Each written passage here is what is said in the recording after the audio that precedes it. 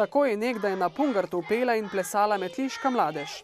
Folklorniki pa so običaj obudili in dogajanje prenesli v staro mestno jedro.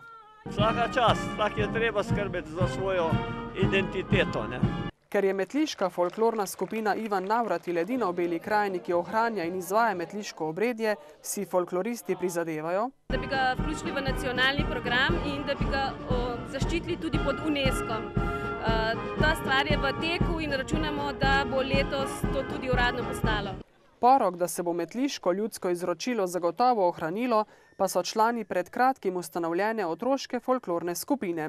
Ja, ustanovili smo podmladek in sicer od 5 do 8 let so otroci stari. Danes bo to njihov prvi nastop in upamo, da bo še kakšen, ne?